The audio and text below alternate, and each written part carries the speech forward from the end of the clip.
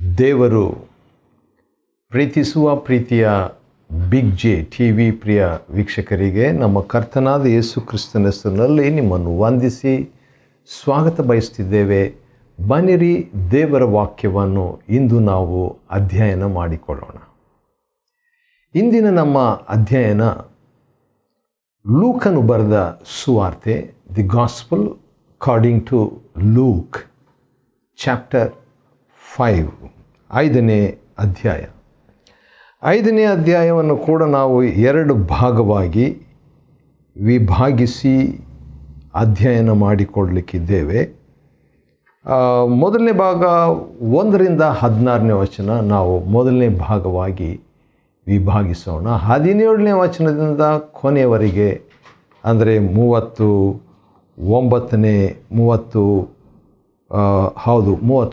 ವಚನದವರೆಗೆ ಇರುವಂಥ ವಾಕ್ಯ ಭಾಗ 2ನೇ ಭಾಗ. ಲೂಕ 5, 1ರಿಂದ 16 ವಚನಗಳಲ್ಲಿ ಕ್ರಿಸ್ತನ 12 ಗುಣಗಳನ್ನು ನೋಡಿಕೊಳ್ಳಬಹುದು. 12 ಕ್ಯಾರೆಕ್ಟರ್ಸ್ ಆಫ್ ಕ್ರೈಸ್ಟ್. ಕ್ರಿಸ್ತನ 12 ಸ್ವಭಾವಗಳನ್ನು ನೋಡಿಕೊಳ್ಳಬಹುದು ರೀ. ನೋಡೋಣ ಬನ್ನಿರಿ. ಮತ್ತು ನೋಡೋದಷ್ಟೇ ಅಲ್ಲ, ಅದನ್ನು ನಾವು ಅನ್ವಯಿಸಿಕೊಳ್ಳುವಂತೆ ದೇವರ ಆತ್ಮನು ನನಗೂ ನಮಗೂ ಸಹಾಯ ಮಾಡಲಿ. ಯಾಕಂದರೆ ದೇವರನ್ನು ಬಿಟ್ಟು ನಾವು ಏನು ಮಾಡಲಾರೆವು. ಇದನ್ನು ಸ್ಟಡಿ ಮಾಡಿಕೊಂಡು ಅದನ್ನು ಅನ್ವಯ ಮಾಡಿಕೊಳ್ಳದಿದ್ದರೆ ಅಧ್ಯಯನದ ಉದ್ದೇಶ ವ್ಯರ್ಥ. ಅಧ್ಯಯನ ಮಾಡೋದು ಒಳ್ಳೆಯದು, ಆದರೆ ಅಧ್ಯಯನ ಮಾಡಿದ್ದನ್ನು ಧ್ಯಾನ ಮಾಡದೆ, ಅನ್ವಯ ಮಾಡದೆ, ಸಾಧ್ಯವಾದರೆ ಅನ್ವಯಿಸಿದ್ದನ್ನು, ಸಾಧ್ಯವಾದರಲ್ಲ ಆದಷ್ಟು ಮಟ್ಟಿಗೆ ಅನ್ವಯ ಮಾಡಿದ್ದನ್ನು ಇತರರಿಗೆ ನಾವು ಪ್ರೀತಿಯಿಂದ ತಿಳಿಸುವಂಥದ್ದು ಕೂಡ ಅಗತ್ಯ. ಅದು ಸೇವೆ. ಲೂಕನ ಸುವಾರ್ತೆ 5, 1ರಿಂದ 16 ವಚನಗಳಲ್ಲಿ ಕ್ರಿಸ್ತನ 12 ಸ್ವಭಾವಗಳು, 12 ಕ್ಯಾರೆಕ್ಟರ್ಸ್ ಆಫ್ ಕ್ರೈಸ್ಟ್. ಮೊದಲನೇದಾಗಿ 2ನೇ ವಚನ.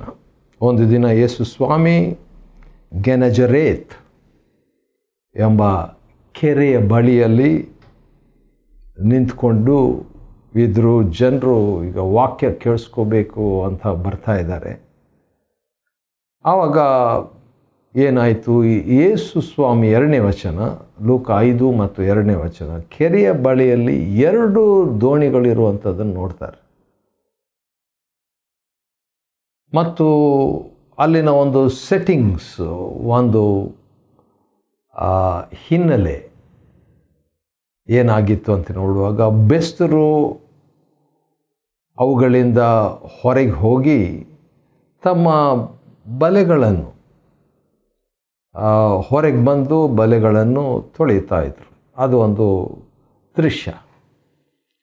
ಇದನ್ನು ಯೇಸು ಸ್ವಾಮಿ ನೋಡಿದ್ರಂತೆ. ಯೇಸು ಆ ದೋಣಿಗಳನ್ನು ಕಂಡು. ಹಾಗಾದರೆ ಯೇಸು ಸ್ವಾಮಿ ಕಡೆಯಿಂದ ನಾವು ಕಲಿಯುವಂಥ ಮೊದಲನೇ ಸಂಗತಿ, ಅಥವಾ ಯೇಸು ಕ್ರಿಸ್ತನ ಒಂದು ಮೊದಲನೇ ಸ್ವಭಾವ ನಾವಿಲ್ಲಿ ನೋಡ್ತಾ ಇರುವಂಥದ್ದು ಏನಂದರೆ ಗಮನಿಸುವ ಸ್ವಭಾವ. A character of observation. ಚೆನ್ನಾಗಿ 2 ದೋಣಿ, ಜನರು ಅಲ್ಲಿ ಬಲೆಗಳನ್ನು ತೊಳಿತಾ ಇದ್ದಾರೆ. ಆನಂತರ ಜನರು ಬೇರೆ ಬಂದುಬಿಟ್ಟಿದ್ದಾರೆ. ಆದ ಕಾರಣ ಅಂಥ ಸಂದರ್ಭದಲ್ಲಿ ಈಗ ಯೇಸು ಸ್ವಾಮಿ ಒಂದು ಡಿಸಿಷನ್ ತಗೋಬೇಕು, ಒಂದು ತೀರ್ಮಾನ ತಗೋಬೇಕು. ಆದ ಕಾರಣ ಯೇಸು ಸ್ವಾಮಿ ಅಂದು ಒಳ್ಳೆಯ ಒಂದು ವೀಕ್ಷಣೆಯನ್ನು, ಒಂದು ಶ್ರದ್ಧೆಯನ್ನು, ಒಂದು ಗಮನ ಹಾರಿಸುವಂಥದ್ದನ್ನು ನಾವು ನೋಡ್ತೀವಿ. 2ನೇದಾಗಿ ಅದೇ 3ನೇ ವಚನ, 5ನೇ ಅಧ್ಯಾಯ ಲೂಕನ ಸುವಾರ್ತೆ 3ನೇ ವಚನದಲ್ಲಿ ಸೀಮೋನನ ದೋಣಿ, 2 ದೋಣಿ ಇತ್ತು. ಆ 2 ದೋಣಿಯಲ್ಲಿ ಸೀಮೋನನ ಹಡಗನ್ನು ಅಥವಾ ದೋಣಿಯನ್ನು ಯೇಸು ಹತ್ತಿ ಅದನ್ನು ದಡದಿಂದ ಸ್ವಲ್ಪ ದೂರ ನೂಕಬೇಕೆಂದು ಅವನನ್ನು ಕೇಳಿಕೊಳ್ತಾರೆ.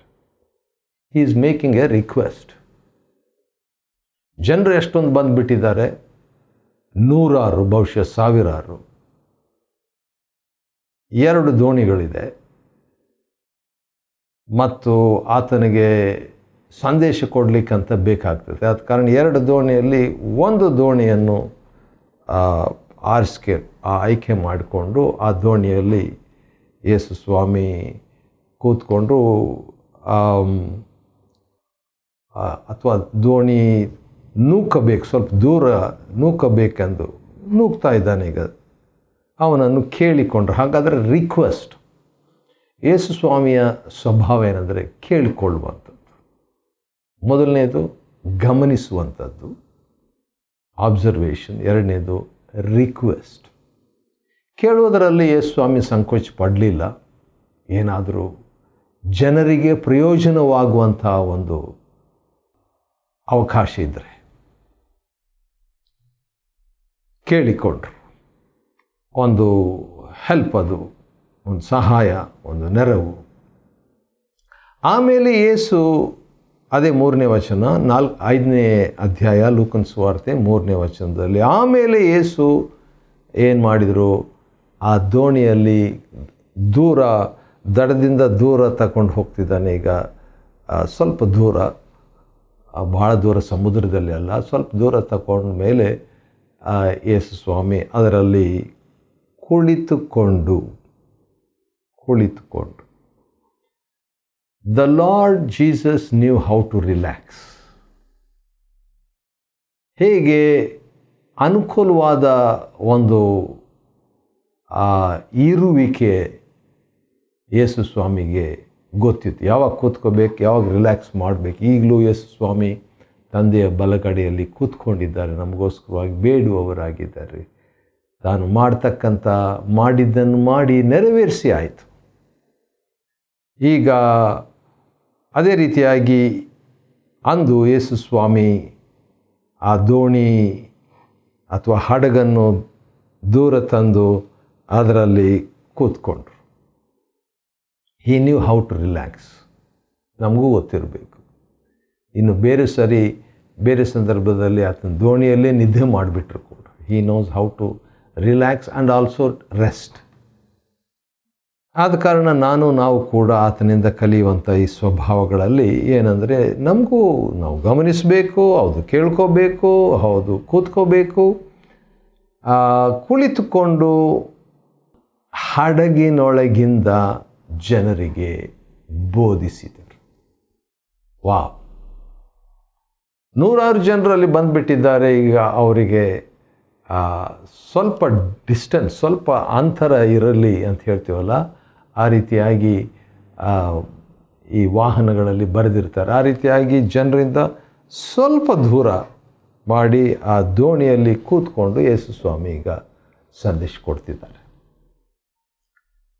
ಹಿ ಟೀಚಸ್. ದೇವರ ವಾಕ್ಯವನ್ನು ಯೇಸು ಸ್ವಾಮಿ ಸಾರಿದ್ದು. ಯಾವಾಗಲೂ ಆಲಯದಲ್ಲಿನೂ ಮಾತಾಡ್ತಿದ್ರು. ಈಗ ಆಲಯದ ಹೊರಗೆ, ಸಭಾಮಂದಿರದ ಹೊರಗೆ ಕೂಡ ದೋಣಿಯನ್ನು ಒಂದು ಪುಲ್ಪಿಟ್ಟಾಗಿ, ವೇದಿಕೆಯಾಗಿ ಮಾಡಿಕೊಂಡು, ನಿಂತ್ಕೊಂಡಲ್ಲ, ಯಾಕಂದರೆ ನಿಂತ್ಕೊಂಡಿದ್ರೆ ಅದು ಶೇಕ್ ಆಗ್ತಾ ಇರ್ತದೆ ಹಡಗು. ಆದ ಕಾರಣ ಕೂತ್ಕೊಂಡ್ರು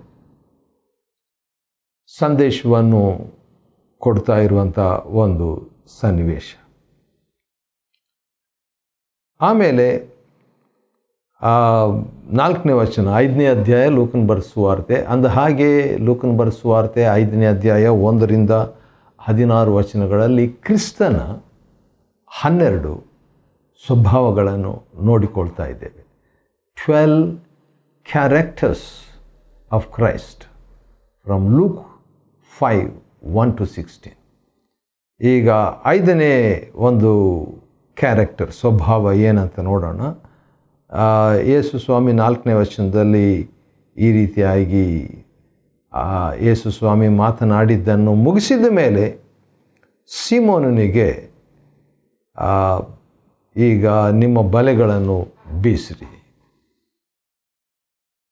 ಎಂಬುದಾಗಿ ಹೇಳುವಂಥದ್ದನ್ನು ನೋಡ್ತೇವೆ. ಯಾಕೆ ಕೂಡಲೇ ಈ ರೀತಿಯಾಗಿ ಮಾಡ್ತಾ ಇದ್ದಾರೆ? ಎಷ್ಟೊತ್ತು ಸಂದೇಶ ಕೊಟ್ಟಿರ್ಬೋದು? ಬಹುಶಃ ಒಂದು ತಾಸು ಮೆಸೇಜ್ ಕೊಟ್ಟಿರ್ಬೋದು, 1 ಅವರ್ ಮೆಸೇಜ್ ಕೊಟ್ಟಿರ್ಬೋದು, 2 ತಾಸು ಮೆಸೇಜ್ ಕೊಟ್ಟಿರ್ಬೋದು. ಸರಿ, ಮ್ಯಾಕ್ಸಿಮಮ್ 3 ತಾಸು ಮೆಸೇಜ್ ಕೊಟ್ಟಿದ್ದಾರೆ ಅಂತಲೇ ಇಟ್ಕೊಳ್ಳೋಣ. ಆ 3 ತಾಸು ಮೆಸೇಜ್ ಕೊಟ್ಟಿದ್ರು, ಯಾಕಂದರೆ ಅದು ಉದ್ದವಾದಂಥ ಒಂದು ಮೆಸೇಜ್ ಆಗಿರ್ಬೋದು. ಜನರು ಭಾಳ ಹಸಿವೆಯಿಂದ ದೂರ ಕಡೆಗಿಂದ ಬಂದಿದ್ದಾರೆ. ಅದ ಕಾರಣ 5 ನಿಮಿಷ 10 ನಿಮಿಷ ಮೆಸೇಜ್ ಕೊಟ್ಟು ಕಳಿಸ್ಬಿಟ್ರೆ ಅವ್ರಿಗೆ ತೃಪ್ತಿ ಆಗಲ್ಲ ಅಂತ ಹೇಳ್ಬಿಟ್ಟು ಬಹುಶಃ ಅಲ್ಲಿ ಟೈಮ್ ಕೊಟ್ಟಿಲ್ಲ. ಆದರೆ ಒಂದು ಒಂದು 3 ತಾಸು ಸುಮಾರು ಆತನು ಯೇಸು ಸ್ವಾಮಿ ಸಂದೇಶ ಕೊಟ್ಟರು. ಆದರೆ ಆ 3 ತಾಸು ಸಂದೇಶ ಕೊಡುವಾಗ ಈ ಹಡಗು ಯೂಸ್ ಮಾಡಿದ್ರಲ್ಲ ಯೇಸು ಸ್ವಾಮಿ, ಅದಕ್ಕೆ ಬಾಡಿಗೆ ಕೊಡಬೇಕು. ಆಮೇಲೆ ಹಡಗು ಉಪಯೋಗ ಮಾಡದೇ ಇದ್ದಾಗ ಇವ್ರ ಕೆಲಸ ಏನಂದರೆ ಹಡಗು ಉಪಯೋಗ ಮಾಡಿಕೊಂಡು ಬಲೆ ಬೀಸುವಂಥದ್ದು, ಮೀನು ಹಿಡಿಯುವಂಥದ್ದು. ಈಗ 3 ತಾಸು ಯೇಸು ಸ್ವಾಮಿ ಅದರ ಮೇಲೆ ಕೂತ್ಕೊಂಡ್ಬಿಟ್ರೆ ಅಂದರೆ 3 ತಾಸು ಕೆಲಸ ಸ್ಟಾಪ್ ಆಗೋಯ್ತು, ವ್ಯಾಪಾರ ನಿಂತೋಯ್ತು. ಆದ ಕಾರಣ ಈಗ ಯೇಸು ಸ್ವಾಮಿ ಆ ಬಾಡಿಗೆ ಕೊಡಬೇಕಲ್ಲ. ಆ 3 ತಾಸು ಸುಮಾರು ಉಪಯೋಗ ಮಾಡಿದ್ದಕ್ಕೆ ಬದಲಾಗಿ ಏನಾದರೂ ಪ್ರತ್ಯುಪಕಾರ, ಪ್ರತ್ಯುಪಕಾರ ಮಾಡಬೇಕಲ್ವ. ಅದಕ್ಕೆ ಹಿಂದಿರುಗಿ ಏನಾದರೂ ರೆಂಟ್ ಕಟ್ಟೋದು ಅಥವಾ ಏನೋ ಮಾಡಬೇಕಾದ ಕಾರಣ ಆ ರೀತಿಯಾಗಿ ಮಾಡಂತ ಹೇಳಿದಾಗ ರಾತ್ರಿ ಎಲ್ಲ ಮೀನು ಹಿಡಿದಂಥ ಎಕ್ಸ್ಪರ್ಟ್, ನಿಪುಣನಾದಂಥ ಪೇತ್ರನು, ಆಯ್ತು ಸ್ವಾಮಿ, ನೈಟೆಲ್ಲ ನಾವು ಪ್ರಯತ್ನ ಮಾಡಿ ನಮ್ಗೆ ಸಿಗಲಿಲ್ಲ, ಆದರೆ ನಿನ್ನ ಮಾತಿನಂತೆ ನಾನು ಬಲೆ ಬೀಸ್ತೀನಿ ಅಂತ ಹೇಳಿದಾಗ ದೊಡ್ಡ ಮೀನಿನ ರಾಶಿಯಾಗಿ ಮೀನು. ಅದು ಎಷ್ಟರ ಮಟ್ಟಿಗೆ ಅಂದರೆ ಬಲೆ ಹರಿಯುವಂತಾಯ್ತಂತೆ. ಆದ ಕಾರಣ ಆಗ ಅವರು ಬೇರೆ ದೋಣಿಯಲ್ಲಿದ್ದಂಥ ಕೆಲವರನ್ನು, ಅಂದರೆ ಪಾಲುಗಾರರಾದಂಥ ಯಾಕೋಬ, ಯೋಹಾನರನ್ನು ಕರೆದ್ಬಿಟ್ಟು ಹೆಲ್ಪ್ ಮಾಡಿರಿ ಅಂತ ಹೇಳ್ಬಿಟ್ಟು ಕರೆದಾಗ, ಯಾಕಂದರೆ ಆ ದೋಣಿ ತುಂಬ ಎರಡು ದೋಣಿ ಇತ್ತಲ್ವ, 2 ದೋಣಿ, ಅವರು ಕೂಡ 2 ದೋಣಿಗಳನ್ನು ತುಂಬಿಸಲಾಗಿ ಆ ದೋಣಿನೇ ಮುಳುಗೋದಕ್ಕೆ ಪ್ರಾರಂಭವಾಯ್ತಂತೆ.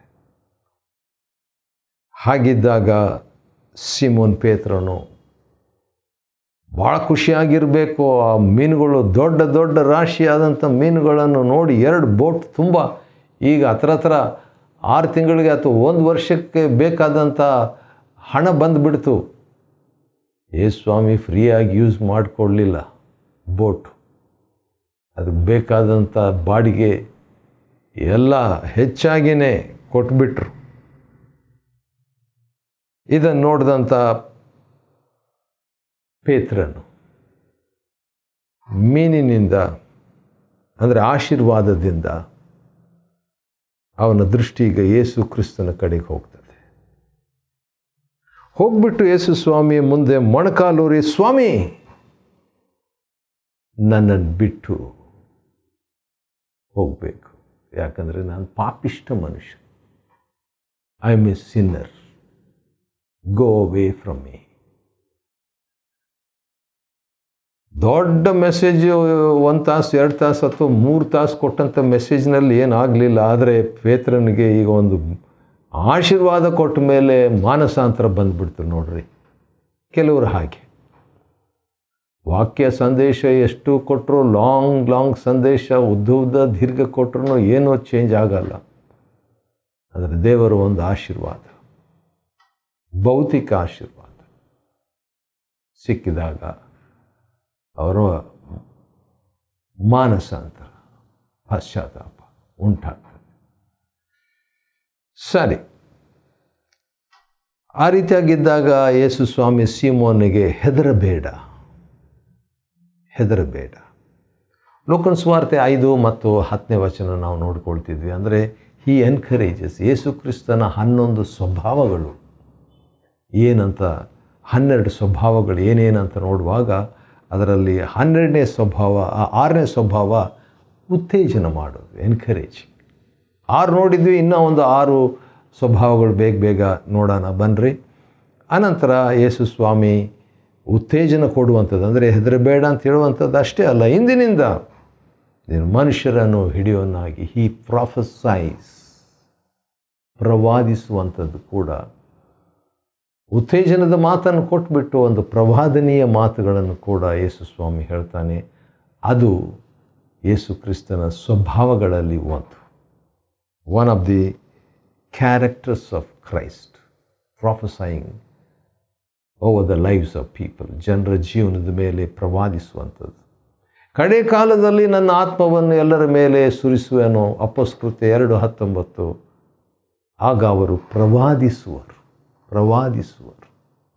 ಆತ್ಮ ಸುರಿಸುವಿಕೆ ಯಾವ ಉದ್ದೇಶಕ್ಕಾಗಿ? ಪ್ರವಾದಿಸುವುದಕ್ಕಾಗಿ. 8ನೇದಾಗಿ 11ನೇ ವಚನ, ಅವರು ತಮ್ಮ ದೋಣಿಗಳನ್ನು ದಡಕ್ಕೆ ತಂದು ಎಲ್ಲವನ್ನು ಬಿಟ್ಟು ಯೇಸುವನ್ನು ಹಿಂಬಾಲಿಸಿದರು. ವಾವ್, ಒಂದು ಅದ್ಭುತ ಮಾಡಿದರು. ಈಗ ಅವರು ಫಾಲೋ ಮಾಡ್ತಾರೆ. ಅವರು ಹಿಂಬಾಲಿಸಿದಾಗ ಯೇಸು ಸ್ವಾಮಿ ಅವರನ್ನು ಅಂಗೀಕಾರ ಮಾಡಿದರು. ಈ ಅಕ್ಸೆಪ್ಟ್ಸ್ ದಟ್. ಇನ್ನೊಂದು ಕಡೆ ನನ್ನ ಹಿಂಬಾಲಿಸ್ರಿ ಅಂತಿದೆ, ಆದರೆ ಲೂಕ 4:5 ನಾವು ನೋಡುವಾಗ ಅವರಾಗೇ ಬರುವಂಥದ್ದನ್ನು ನೋಡ್ತೀವಿ ಮತ್ತು ಯೇಸು ಸ್ವಾಮಿ ಅದನ್ನು ಸ್ವೀಕಾರ ಮಾಡುವಂಥದ್ದು. ಬರ್ತಾ ಇರುವಾಗ ಒಬ್ಬ ಕುಷ್ಠರೋಗಿ ಒಬ್ಬನು ಇದ್ದಂಥ ಒಬ್ಬ ವ್ಯಕ್ತಿ ಬಂದು ಯೇಸು ಸ್ವಾಮಿ ಹತ್ರ, ಮನಸ್ಸಿದ್ದರೆ ನನ್ನನ್ನು ಶುದ್ಧ ಮಾಡಬಲ್ಲೆ ಅಂತ ಹೇಳಿದಾಗ 13ನೇ ವಚನ, ಲೂಕ 5 ಮತ್ತು 13ನೇ ವಚನ, ಯೇಸು ತಮ್ಮ ಕೈಯನ್ನು ಚಾಚಿ ಆ ಕುಷ್ಠರೋಗಿಯನ್ನು ಮುಟ್ಟಿ. ಇದು ಕೂಡ ಯೇಸು ಸ್ವಾಮಿಯಲ್ಲಿದ್ದಂಥ ಒಂದು ಸ್ವಭಾವ, ಎ ಜೆಂಟಲ್ ಟಚ್, ಒಂದು ಉತ್ತೇಜನದ ಸ್ಪಷ್ಟತೆ ಅಥವಾ ಸ್ಪರ್ಶ. ಹೌದು, ಮುಟ್ಟಿ. ಒಂದು ಮಾತು ಹೇಳ್ತಾರೆ 13ನೇ ವಚನ, ನನಗೆ ಮನಸ್ಸುಂಟು, ಐ ಆಮ್ ವಿಲ್ಲಿಂಗ್. ಇದು ಕೂಡ ಯೇಸು ಸ್ವಾಮಿಯ ಒಂದು ಸ್ವಭಾವ. ಏನದು? ಮನಸ್ಸುಂಟು, ವಿಲ್ಲಿಂಗ್, ಸಿದ್ಧ ಮನಸ್ಸಿನ ಒಂದು ಸ್ವಭಾವ. ಆ ರೀತಿಯಾಗಿ ಹೇಳಿಬಿಟ್ಟು ತಕ್ಷಣ ಏನಾಯಿತು, ಅವನಿಗೆ ಕುಷ್ಠರೋಗ ಹೋಗ್ಬಿಡ್ತು. ಯೇಸು ಸ್ವಾಮಿಗೆ ಯಾರಿಗೂ ಹೇಳಬಾರ್ದು ಎಂಬುದಾಗಿ ಹೇಳ್ತಾರೆ. ಯಾಕಂದರೆ ಯೇಸು ಸ್ವಾಮಿ ಜಾಹೀರಾತನ್ನು ತಿರಸ್ಕಾರ ಮಾಡುವ ಸ್ವಭಾವ. Jesus rejected the publicity. ಅದು ಆತನ ಸ್ವಭಾವ. 12 ಯೇಸು ಕ್ರಿಸ್ತನ ಸ್ವಭಾವಗಳಲ್ಲಿ 11ನೇದು ಆತನಿಗೆ ಜಾಹೀರಾತು ಇಷ್ಟ ಇರಲಿಲ್ಲ. ಆದ ಕಾರಣ ಆತನು ಆ ರೀತಿಯಾಗಿದ್ದಾಗ ನಾನು ಆ ರೀತಿಯಾಗಿರಲಿಕ್ಕೆ ಇಷ್ಟಪಡ್ತೇನೆ.